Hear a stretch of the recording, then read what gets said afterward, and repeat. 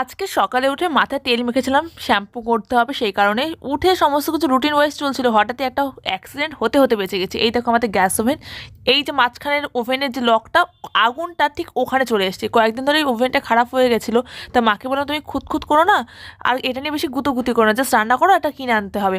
মায়ের তো একই কাজ, একটু ওটা নিয়ে গুতোগুতি করি বলতে বলতে আজকে সকালে একটা অ্যাক্সিডেন্ট হতে যাচ্ছিলো। তো সঙ্গে সঙ্গে তো ওভেনটা বাইরে বার করা হয়েছে, আর আজকে রান্না পুরোপুরি বন্ধ, ইন্ডাকশানে যেতেটুকু হয়। তো চলে এসছি এখন ওভেন নিতে। তো মা বলেছে আমি আর ওই গ্লাস ফিনিশের কাচের ওভেন আর নিচ্ছি না, 3 বার্নার, ওই মান্ধাতার আমলে একদম প্রথমে যে ওভেনগুলো সবাই ব্যবহার করতো ওগুলোই নেব। আমি আর জোরাজুরি করিনি, কারণ আমাদের কিচেনটা না মডিউলার না, চিমনি নেই, দেখলেই তো ওভেনটা কেমন অবস্থা। জাস্ট 1 বছর না 1.5 বছর মতো হয়েছে, তাতেই ওভেন এরকম। ওভেনের দোষ দেবো না, অনলাইনেরও দোষ দেবো না যে অনলাইন থেকে নিয়েছে বলে এরকম হয়েছে। অ্যাকচুয়াল দোষ হচ্ছে রান্নাঘরে ঠিকঠাক থাকে না, তেল মশলা জমে যাবে, আরও নষ্ট হয়ে যায়। তাই আমি মার কথা শুনে ওই ওভেনটাই নিচ্ছি। আগেকারের যেগুলো আছে ওগুলো একটু টেকসই হয় বেশি, একটু মজবুত হয় বেশি। আর এসছি একটা কাজে, কিন্তু বাঙালি এক কাজে আসলে 10 কাজ সারে।